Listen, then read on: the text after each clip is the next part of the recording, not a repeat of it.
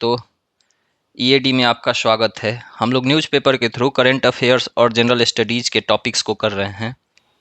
तो इसमें बेसिकली हम लोग न्यूज़पेपर से टॉपिक्स को उठाते हैं और इसको ब्रीफली समझते हैं, और इसके बाद उससे रिलेटेड जो भी जीएस का पार्ट होता है ना, और करंट अफेयर्स का भी इनफैक्ट उसको ऐसे कर लेते हैं। तो चलिए स्टार्टिंग से करते हैं। तो देखो, एक पहला टॉपिक था, आर्टिकल था कि president calls for innovation in farm water use. ठीक है, फार्म वाटर यूज में जैसा कि हम लोग को पता है कि फार्मिंग में अच्छा खासा इरिगेशन के लिए वाटर यूज हो जाता है। तो इसमें इन्होंने कुछ कुछ चीज़ों पे इम्फेसाइज किया है, जैसे कि पानी को सेव करना है, पर ड्रॉप मोर क्रॉप वाला स्कीम वगैरह सब। तो इसमें जल संचय, जल भागीदारी इनिशिएटिव की बात कर रही हैं। फिर कैच द रेन जो इनिशिएटिव स्टार्ट हुआ था 2019 में, उसकी बात चल रही है। ठीक है, फिर एक और आर्टिकल था, मतलब ये एडवर्टाइजमेंट था वैसे, ठीक है, ये हमारे काम का चीज़ है, प्रधानमंत्री कृषि सम्मान निधि वाला। ठीक है, जिसमें कि 6,000 रुपये एनुअल और 2,000 पर इंस्टॉलमेंट, 3 इंस्टॉलमेंट में दिया जाता है। तो ये सब है। ठीक है, फिर हम लोग देखेंगे प्रधानमंत्री धन धान कृषि योजना भी। ठीक है, फिर कुछ कुछ एक्ट्स हैं, जैसे कि अब इसमें high court acquits man in 1996 Ghaziabad blast case, तो इसमें टाडा एक्ट की बात करी गई है, तो थोड़ा इसको हम लोग देख लेंगे। ठीक है, फिर एक इंटरनेशनल बिग कैट अलायंस, मतलब अभी जो COP30 मीटिंग हो रहा है ना बेलेम ब्राज़ील में, तो उधर इसकी बात करी गई है कि इंडिया होस्ट करेगा अगली बार, तो थोड़ा सा इसको भी देख लेंगे। फिर अभी क्यूएस सस्टेनेबिलिटी रैंकिंग रिपोर्ट आई है। ठीक है, तो इसको भी हम लोग देख लेंगे। इंडिया का यूनिवर्सिटीज़ का क्या रैंक है। फिर एक IUCN स्टेटस की बात चल रही है, मतलब इसमें ये जो है ना स्पेसीज डुगोंग्स, ठीक है, तो इसकी बात करी गई है, तो थोड़ा सा इसको हम लोग देख लेंगे कि इसका स्टैटिक पार्ट और जीएस के लिए क्या इम्पोर्टेंट है। फिर प्रधानमंत्री फसल बीमा योजना है। तो चलिए इसके पार्ट्स को देखते हैं। तो climate change and water conservation अभी पूरे दुनिया में एक हॉट टॉपिक बना हुआ है। ठीक है, तो भारत भी अपने लेवल पे कुछ कुछ एफर्ट्स लगा रहा है और इनिशिएटिव्स ले रहा है। ठीक है, तो बिहार का ही स्कीम है जल संचय, ये 2016 में लॉन्च करा गया था। इसमें वाटर शेड मैनेजमेंट की बात चलती है, एक्वीफायर रिचार्ज की बात करती है, चेक डैम्स बनाने की बात चलती है, फिर कंटूर ट्रेंचेज बनाने की बात चलती है। ठीक है, और इसमें ना community driven drought mitigation efforts पे ध्यान दिया जाता है। ठीक है, फिर एक है जन भागीदारी, वाटर गवर्नेंस के ऊपर ये बेस्ड है।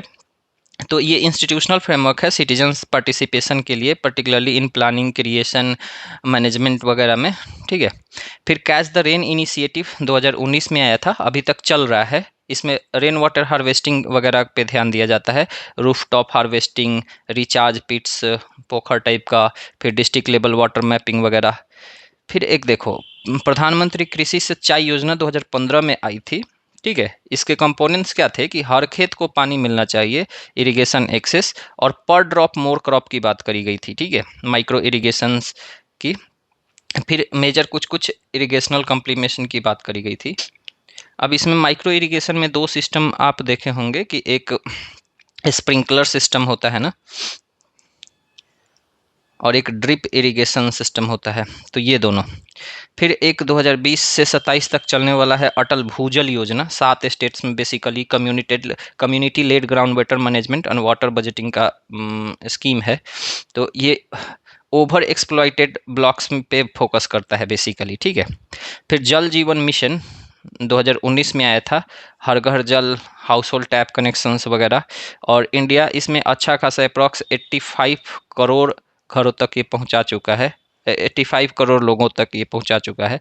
फिर माइक्रो इरिगेशन फंड 2018 में आया था नाबार्ड का, इसमें नाबार्ड ना फाइनेंशियल सपोर्ट प्रोवाइड करता है ड्रिप एंड स्प्रिंकलर इरिगेशन के लिए। फिर पीएम कुसुम है, 2019 में आया था, डिसेंट्रलाइज सोलर पंप्स देने की बात चली थी और दी भी गई इनफैक्ट। फिर सोलर फीडर ग्रिड्स बनाए गए इसमें। ठीक है, फिर नमामि गंगे स्कीम 2014 में आई थी। इसमें river basin cleaning, sewage treatment, wetlands, bio remediation, और गंगा, मतलब बेसिकली गंगा को क्लीन करने की बात करी गई थी, और इसमें ये सब इनिशिएटिव्स लिए गए या लिए जा रहे हैं। कितना सक्सेसफुल है, we have to wait and watch. फिर एक नेशनल एक्वीफायर मैपिंग प्रोग्राम है, जिसमें जितना भी भारत भर में एक्वीफायर है उसको मैप करना है, ठीक है। फिर आता है पीएम किसान सम्मान निधि, ठीक है। तो वही है, 6,000 पर साल देना होता है डायरेक्ट बेनिफिट ट्रांसफर्स के थ्रू, 3 इंस्टॉलमेंट में, वही 2,000 का 3 इंस्टॉलमेंट। तो अब देखो, इसमें ना एग्जाम में क्वेश्चन पूछ सकता है कि इसमें किस किस को शामिल नहीं किया जाता है। तो टैक्स पेयर्स को शामिल नहीं किया जा सकता है, किया जाता है। इंस्टीट्यूशनल लैंड होल्डर्स को नहीं शामिल किया जाता है, हाई रैंक गवर्नमेंट ऑफिशियल्स को, एंड प्रोफेशनल्स को, ठीक है। अब पूछोगे कि इसका ऑब्जेक्टिव क्या है, तो इनकम सपोर्ट है, लो एग्रेरियन डिस्ट्रेस को मैनेज करना है। आपको पता होगा कि भारत में हर साल लाखों किसान सुसाइड कर लेते हैं due to crop failure, and वो लोन उनके ऊपर बहुत ज़्यादा हो जाता है वगैरह, तो इसलिए, ठीक है। फिर है एक फसल बीमा योजना, 2016 में आई थी खरीफ के लिए बेसिकली ये। तो इसमें ना नेचुरल कलामिटीज़ की वजह से या पेस्ट के वजह से या मतलब पोस्ट हार्वेस्ट डैमेज की वजह से जो हार्वेस्ट लॉस हो जाता है ना, उस पे दिया जाता है बीमा या फिर इंश्योरेंस कह लो, ठीक है। तो 2% खरीफ पे प्रीमियम दिया जाता है, 1.5% राबी पे और 5% हॉर्टिकल्चर पे, ठीक है। अब इसमें ना मतलब remote sensing, drones, smart sampling वगैरह का, जैसे इसका एक ऐप आता है, उसके थ्रू जियो टैगिंग करके फ़ोटोज़ अपलोड करना होता है, और तब जाके फिर इंश्योरेंस या फिर जो भी मॉनेटरी हेल्प सपोर्ट देना होता है वो गवर्नमेंट देती है, ठीक है। फिर अभी रिसेंट में 2025 में ही ये रिलीज हुआ था, पीएम धन्य धान कृषि योजना, बजट के थ्रू आया था। तो ये 24,000 करोड़ पर ईयर स्पेंड करने की बात चल रही है, ठीक है। 6 साल का ये मिशन है। टारगेट क्या कर रहा है, 100 लो परफॉर्मिंग एग्री डिस्ट्रिक्ट, 100 डिस्ट्रिक्ट्स को पर्टिकुलरली जो अच्छा परफॉर्म नहीं कर रहे हैं उनको टारगेट कर रहा है, और इससे 1.7 करोड़ फार्मर्स को बेनिफिट होगा, ठीक है। इसमें बहुत सारे स्कीम्स को ना मर्ज कर दिया गया है, जैसे 36 सेंट्रल स्कीम्स, 11 मिनिस्ट्रीज को, स्टेट्स, प्राइवेट वगैरह, ठीक है। फोकस है डाइवर्सिफिकेशन पे, इरिगेशन एक्सपेंशन पे, स्टोरेज इंफ्रास्ट्रक्चर पे, प्रोडक्टिविटी पे, क्लाइमेट रेजिलियंट क्रॉप्स पे, एंड क्रेडिट एक्सेस पे, ठीक है। अब एक टाडा एक्ट हम लोग जो देखे थे 1985 से चला था, ये एंटी टेरर लॉ है। इसमें पुलिस कन्फेशंस एडमिसेबल होता है, ठीक है। फिर ना देखो, इसमें ना अर्ली पंजाब इंसर्जेंसीज वगैरह जो हुई थी उसमें, या फिर कश्मीर टेररिज्म में यूज किया गया था, बाद में इसको ना बंद कर दिया गया था, ठीक है।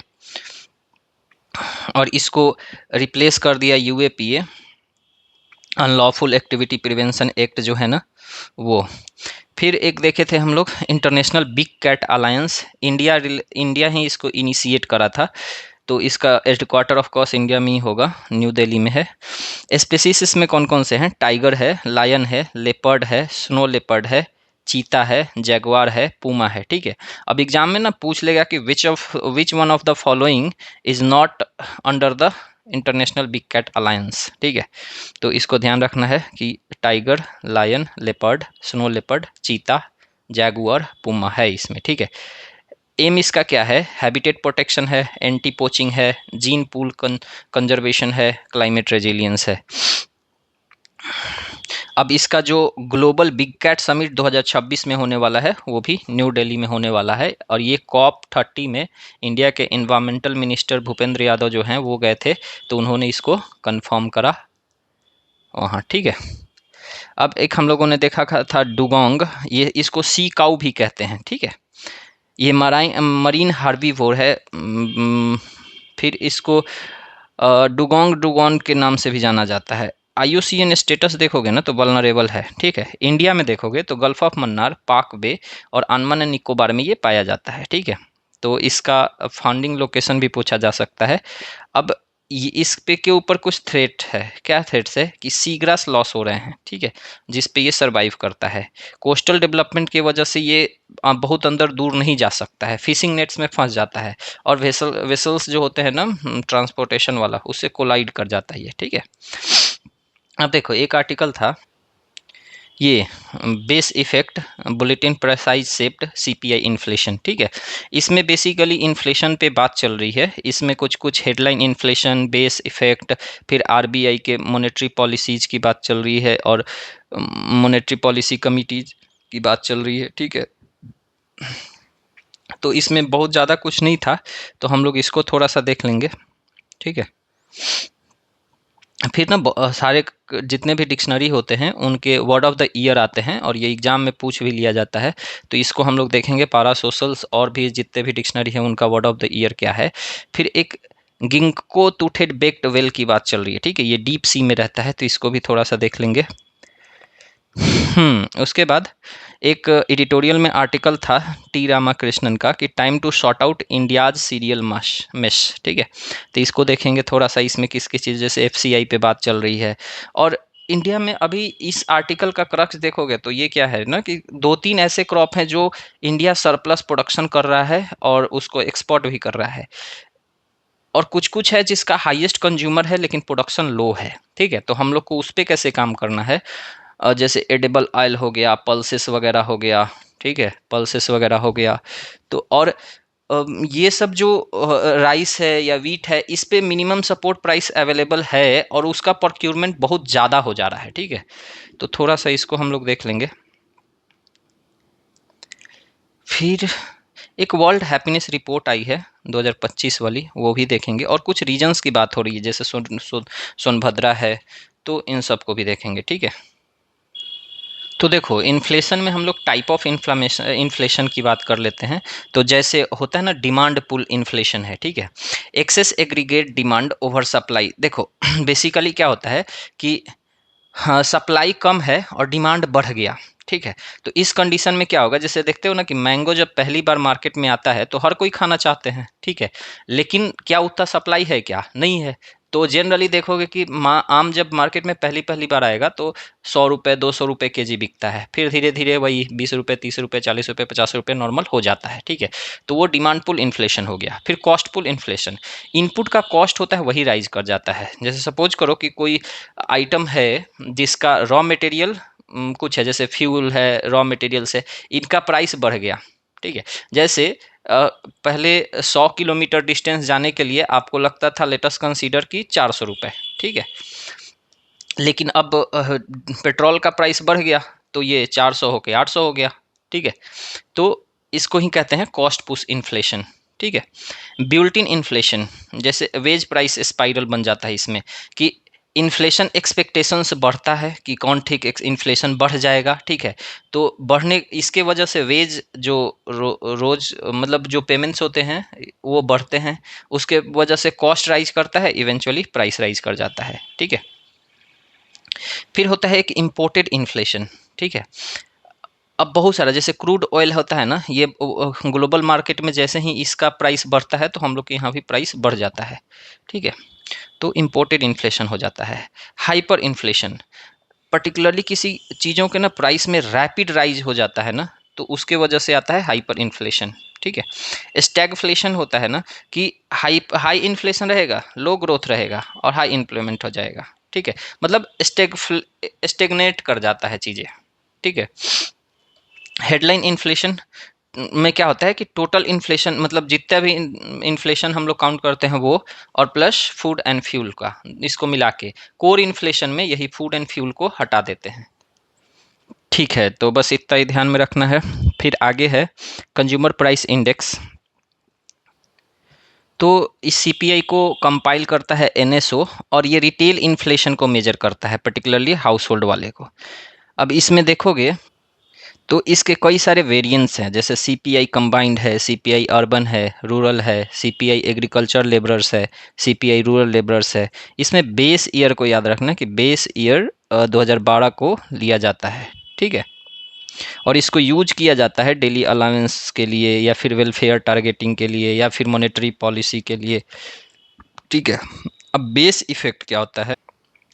अब जैसे देखो यहाँ बेस ईयर 2012 लिया जा रहा है ना, तो इस समय कोई चीज़ों की प्राइस थी वो नॉर्मल इन्फ्लेशन पे था, तो उसका 100 रुपया था, ठीक है। और उसी समय से हम इसको कंपेयर कर रहे हैं। अब यहाँ सपोज करो कि ये 1000 रुपये हो चुका है, ठीक है। अब ऐसा कभी-कभी होता है ना कि ईयर ऑन ईयर हाई ज़्यादा बढ़ जाता है। जैसे कि इस समय वो ना बेस ईयर जब लिया गया तो उस चीज़ का प्राइस ऑलरेडी हाई था, ठीक है? Due to any factors. जैसे कि मान लो कि कल को हम लोग पेट्रोल का लेंगे, तो कोविड के बाद पेट्रोल का सडन एक पीक आया था ना, जब 110 115 रुपए वो बिक रहा था।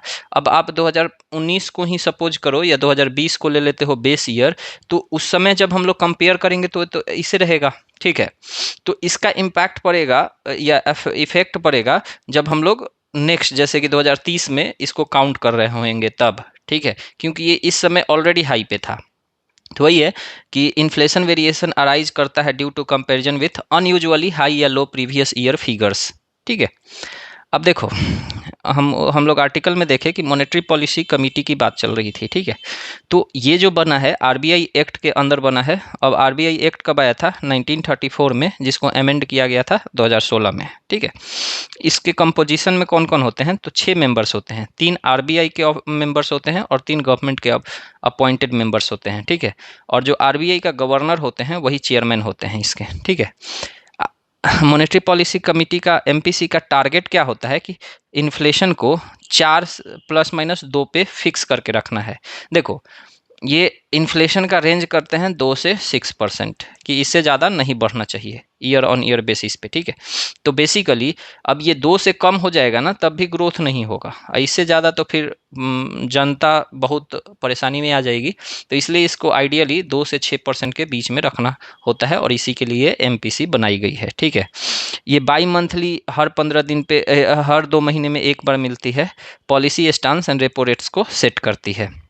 अब इसमें कुछ कुछ टर्म्स आते हैं, जैसे यहाँ देख रहे हो रेपो रेट्स, तो उसमें भी कुछ कुछ टर्म्स दिए गए थे।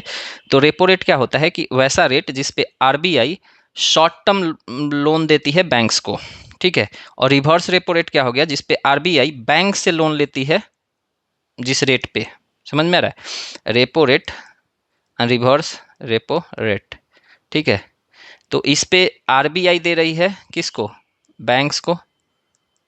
और रिवर्स रेपो रेट बैंक्स दे रही है आरबीआई को, ऐसे समझ लो, ठीक है? तो जनरली देखोगे क्या, तो रेपो रेट थोड़ा ज़्यादा होता है क्योंकि आरबीआई दे रही है तो ज़्यादा लेगी, और जब खुद लेती है तो थोड़ा कम करके लेती है, ठीक है? तो जनरली देखोगे रेपो रेट अगर 4.5 रहेगा ना तो रिवर्स रेपो रेट 5 रहेगा, ठीक है?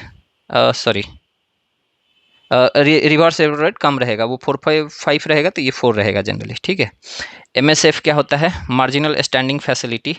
इसमें ना जब बैंक्स ओवरनाइट बोरोइंग करती है, ठीक है, तो ये जनरली ना ओवरनाइट शॉर्ट टर्म के लिए होता है, तो ये जनरली ज़्यादा होता है, रेपो रेट से भी ज़्यादा होता है, ठीक है? फिर एक स्टैंडिंग डिपॉजिट फैसिलिटी होती है। ये हम अगर सपोज करो कि मार्केट में या बैंक्स के पास बहुत ज़्यादा लिक्विडिटी मतलब पैसे हो गए हैं, ठीक है? तो ये टूल आरबीआई को अलाउ करता है कि उसको ऑब्जर्व कर लेने के लिए, सो दैट कि मार्केट में इन्फ्लेशन ना आए, ठीक है?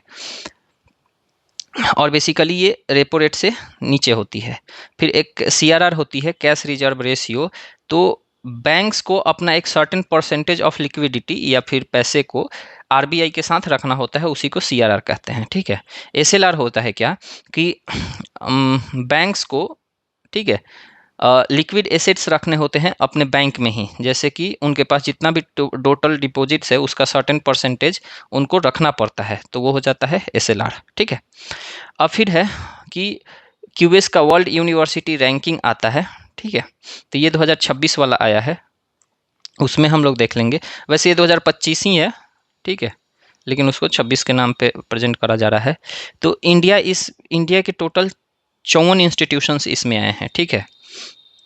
दुनिया भर में 4th मोस्ट रिप्रेजेंटेड कंट्री है, ठीक है? रैंक वैसे ठीक नहीं है बट ठीक है। देखो टॉप इंस्टीट्यूशंस का देखोगे तो रैंक 1 इंडिया में किसको मिला है? आईआईटी दिल्ली को। लेकिन इसका ग्लोबल रैंक देखोगे तो कितना है? 123 है, ठीक है? तो सेकंड पे कौन है? बॉम्बे। थर्ड पे मद्रास। तो दिल्ली, बॉम्बे, मद्रास कितना है? ये वैसे तो बॉम्बे थी, दिल्ली का है 123 और बॉम्बे का है 129 और मद्रास का है 180, ठीक है? लेकिन इंडिया में ये 1 2 3 पे हैं, ठीक है। फिर उसके बाद आईआईटी खड़गपुर भी है और कानपुर भी है, ठीक है। फिर अब एक ना उसी क्यूएस का सस्टेनेबिलिटी रैंकिंग आता है, ठीक है। तो ये 2023 से इंट्रोड्यूस हुआ है। ये यूके की एक इंस्टीट्यूशन है, वो रिलीज करती है, ठीक है। तो इंडिया के टोटल 103 इंडियन इंस्टीट्यूशन इसमें रैंक किए गए हैं 2026 वाले में। और आयरनी ये है कि कोई भी इंडिया का इंस्टीट्यूशन ग्लोबल टॉप 200 में नहीं है, ठीक है। आईआईटी दिल्ली जो कि इंडिया में टॉप पे है, वो 205वें नंबर पे है, ठीक है। पहले था 171वें पोजीशन पे। अब देखो, ये सस्टेनेबिलिटी की बात करता है, तो इसमें कुछ कुछ मेजर्स रखता है कि वो लोग ग्रीन इम्पैक्ट कितना बना रहे हैं, सस्टेनेबल इनिशिएटिव्स कितना ले रहे हैं, तो उन सब बेसिस पे आईआईटी बॉम्बे 236 पे है, खड़गपुर 236 पे भी है, ठीक है। ये डिक्लाइन करा है 235 से 236 पे। अब आ जाते हैं व्हाट्स ऑफ द ईयर पे, ठीक है। तो हम लोग देखे थे कैम्ब्रिज का क्या था, पारासोशल था, ठीक है। पारासोशल का मतलब क्या होता है कि one sided emotional attachment, generally मतलब जो बॉलीवुड टाइप के लव रिलेशंस में ज़्यादा होते हैं, one sided emotional attachment to particularly a personality या किसी एआई से, ठीक है। आजकल ना मतलब लोग एआई से बातें करते हैं and they share their personal things, and उनको ठीक लगता है कि वो ना बहुत कंपेनियनशिप वाला रिस्पॉन्स दे रहा है विदाउट रियल इंट्रैक्शन, ठीक है। तो पारा सोशल इसको कहते हैं, ठीक है। और जैसे कि वो कहते हैं लॉन्ग डिस्टेंस रिलेशनशिप्स, तो अभी कभी फेस टू फेस मिले नहीं है, लेकिन फेसबुक पे 2 साल से बात हो रही है, ठीक है। और इवन की बात बहुत आगे तक निकल गई है, तो वैसे टाइप को पारा सोशल कहते हैं, ठीक है। तो ये पारा सोशल जो वर्ड है कैम्ब्रिज का है, ठीक है। हाँ, ऑक्सफोर्ड जो है ना प्रॉम्प्ट क्राफ्ट को वर्ड ऑफ द ईयर 2025 के लिए रखा है। तो ये प्रॉम्प्ट क्राफ्ट का मतलब क्या होता है कि skill for crafting high quality prompts to guide AI output effectively, ठीक है। हाई क्वालिटी प्रॉम्प्ट्स, जैसे कि हम लोग जब चैट जीपीटी या फिर ग्रॉक वगैरह को यूज करते हैं, तो जो प्रॉम्प्ट देते हैं ना, तो वो तो मतलब बेसिक प्रॉम्प्ट्स होते हैं ना, तो हाई क्वालिटी प्रॉम्प्ट्स की बात चल रही है, ठीक है। कॉलिंस कॉलिंस डिक्शनरी है जो, उसका है वाइव कोडिंग, ठीक है। Programming via natural language prompts instead of syntax code, syntax code को के बजाय नेचुरल लैंग्वेज प्रॉम्प्ट्स देके प्रोग्रामिंग करना। तो कॉलिंस का क्या है, वाइव कोडिंग। कैम्ब्रिज का क्या है, पारासोशल। ऑक्सफोर्ड का क्या है, प्रॉम्प्ट क्राफ्ट। मेरियम वेबस्टर का क्या है, ऑथेंटिसिटी है, ठीक है, ऑथेंटिसिटी है। Focus on real identity in AI mediated digital culture. Dictionary dot com का क्या है, ये थोड़ा सा अजीब है, 67 है इसका। कंटेक्स्ट डिपेंडेंट स्लैग न्यूमेरल है, ठीक है। Meme based expression without fixed meaning, तो इसका कोई पार्टिकुलर मीनिंग नहीं है, स्लैंग है बेसिकली, मीम बेस्ड है। अमेरिकन डायलेक्ट सोसाइटी जो डिक्शनरी है, उसका क्या है, एजीआई एडजेसेंट, ठीक है। अब एजीआई पता ही होगा, मतलब जो हम लोग एआई यूज करते हैं ना, तो आर्टिफिशियल जनरल इंटेलिजेंस की बात चल रही है, ठीक है, आर्टिफिशियल जनरल इंटेलिजेंस की। तो ये जो है एआई है, ये बेसिक है, बच्चा है, ठीक है। एजीआई जो है ना, सबका बाप है। मतलब क्या कि जब artificial intelligence human like capacities gain कर लेगी ना, और मतलब सारा सपोज कर लो कि इन्फॉर्मेशन इसके पास आ जाएगा, तो उस समय को कहा जाता है, या उस इंटेलिजेंस को कहा जाता है एजीआई, ठीक है।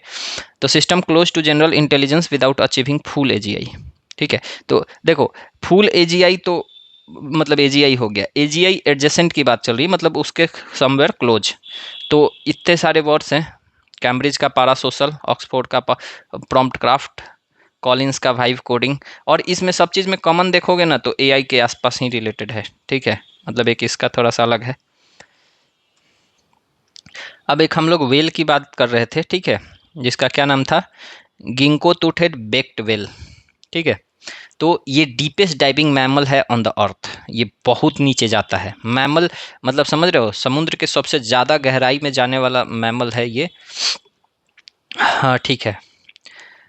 फिर है एक कुवियर्स बेक्ड वेल, ये डीपेस्ट सिंगल वेल डाइव करा है अप्रॉक्स 3 किलोमीटर के अराउंड, ठीक है। सोनार सेंसिटिव ये होता है, और ये डीपेस्ट सिंगल डाइव करा है, ठीक है। Cuvier's beaked whale, blue whale largest animal ever known है, ठीक है।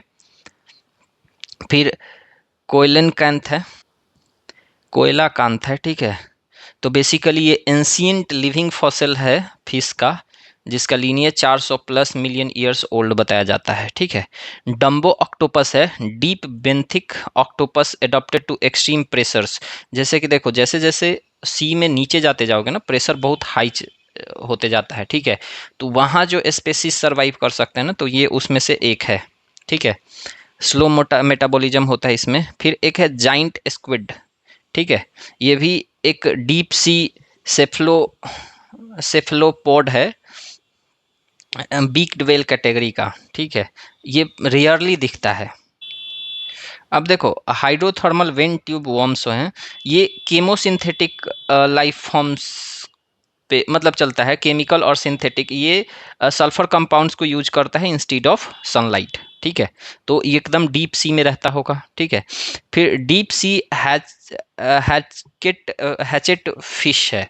तो ये बायोलिमिनेसेंट मेसोप्लेजिक होता है।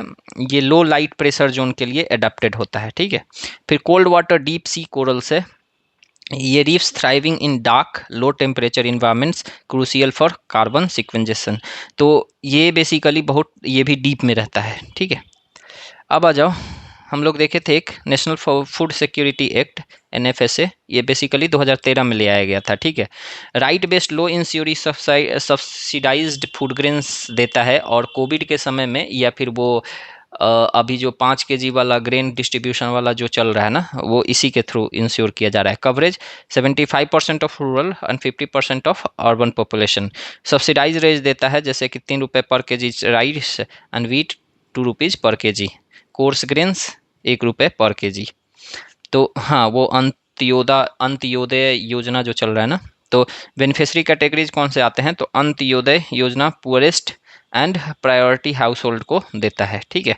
वुमेन सेंट्रिक रूल है, एल्डेस्ट वुमेन जो होता है 18+ उनको दिया जाता है राशन कार्ड। न्यूट्रिशन प्रोविजंस क्या है, मिड डे मील्स वगैरह इसी के अंदर आता है। ICDS वो है ना, integrated child development system, entitlements, maternity benefits. Objective क्या है, legal guarantee to food plus align with SDG 2 sustainable development goals का। सेकंड है जीरो हंगर, मतलब वो उसकी इंश्योरिटी ये करता है। ठीक है।